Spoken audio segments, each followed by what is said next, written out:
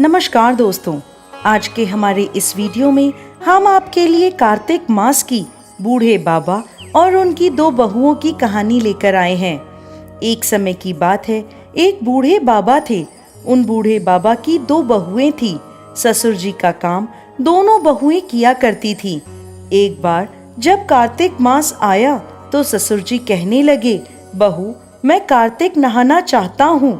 तो बड़ी बहू ने सुनते ही मना कर दिया और बोली, मुझसे आपके कार्तिक स्नान का काम नहीं होगा, आप छोटी बहू से कह दीजिए। इसके बाद ससुर जी छोटी बहू के पास गए और कहने लगे, बहू मैं कार्तिक नहाना चाहता हूँ। छोटी बहू सीधी सादी थी। उसने कहा, पिताजी आप बताइए मुझे क्या करना होगा। इसके बाद ससुर जी कहने लगे कि ज्यादा कुछ नहीं करना बेटा, रोज मेरे नहाने के लिए पानी भर देना, मेरी धोती धोकर सुखा देना और दोपहर का खाना बना देना। अब छोटी बहू रोज सुबह 4 बजे उठकर कुएं से पानी भरकर ला देती, जिससे ससुर जी स्नान कर लेते थे, उनकी धोती धोकर सुखा देती और दोपहर में ससुर जी को गरम गरम रोटी बनाकर खिला देती। जब छोटी बहू ससुर जी की धोती धोकर सुखाती तो उसमें से गिरने वाली पानी की बूंदें वहां मोती के रूप में इकट्ठी हो जाती थीं। पर छोटी बहू इतनी नादान थी कि वो समझ ही नहीं पाती थी और रोज सुबह झाड़ू लगाकर आंगन में एक तरफ मोतियों का ढेर इकट्ठा कर दिया करती थी।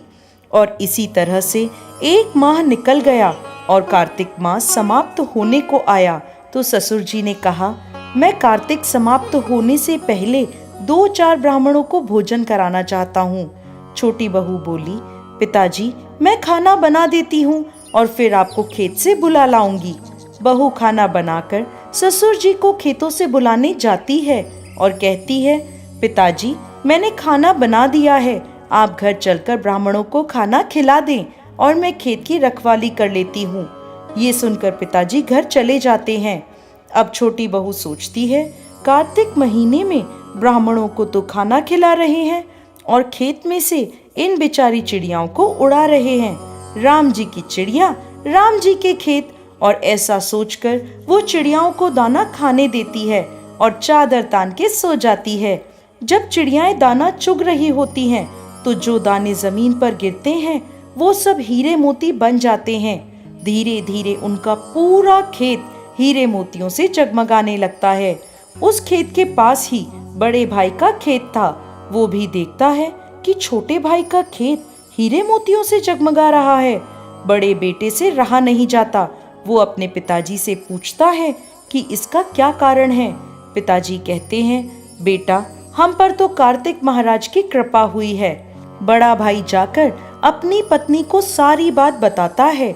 उसकी पत्नी के मन में लालच आ जाता है और वो मन ही मन सोचती है, ससुर जी ने तो पहले मुझसे कहा था, मैंने क्यों मना कर दिया। अब वो साल भर इंतजार करती है और जब कार्तिक महीना आने वाला होता है तो जाकर ससुर जी से कहती है, पिताजी आप इस बार कार्तिक स्नान नहीं करेंगे। ससुर जी कहते हैं, बेटा इस बार मैं कार्तिक स्नान नहीं कर सकता, अब मेरी उम्र हो गई है। ये सुनकर बड़ी बहू चिढ़ जाती है और गुस्से में कहने लगती है, आपने छोटी बहू को तो माला माल कर दिया, अब मेरी बारी आई तो कहते हैं कि उम्र हो गई है। नहीं पिताजी, आपको कार्तिक स्नान करना ही होगा। ससुर जी थक हार कर हाँ कर देते हैं। बड़ी बहू हीरे मोती के लालच में ससुर जी का बहुत ख्याल रखती। सवेरे कुएं से पानी लाकर भर देती, उनकी धोती धोकर सुखाती। धोती सुखाते वक्त उसे निचोड़ती नहीं थी, जिससे ज्यादा पानी गिरे और ज्यादा मोती इकट्ठे हों। लेकिन उस पानी से हीरे मोती तो नहीं बने, पर जमीन में गड्ढे हो गए। इधर कार्तिक माह समाप्त होने को आया तो ससुर जी ने कहा, ब्राह्मणों को भोजन पर बुलाते हैं। तब वह बोली, हाँ हाँ पिताजी, एक ब्राह्मण को न्योता दे देती हूँ। और वो जल्दी से खाना बनाकर ससुर जी को बुलाने खेत पर चली गई और खुद खेत की रखवाली करने लगी। खेत में कोई भी चिड़िया दाना चुगने आती तो वो उसे उड़ा देती और कहती, कोई भी चिड़िया एक भी दाना मत खाओ, अभी ये सब मेरे हीरे मोती बनने वाले हैं। धीरे धीरे शाम हो गई और शाम तक उसके खेत में कोई भी हीरे मोती का ढेर नहीं बना, बल्कि उसके खेत की फसल की बालियों में दाने ही नहीं रहे, तो वह ससुर जी के पास लड़ने पहुंची।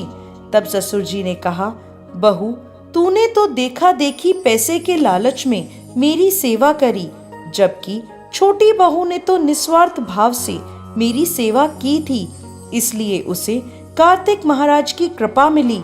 और तूने देखा देखी करी, लालच करा, तो तेरी फसल खराब हो गई।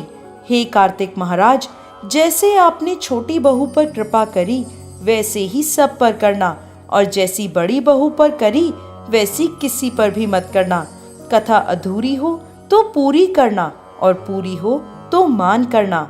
जय कार्तिक महाराज।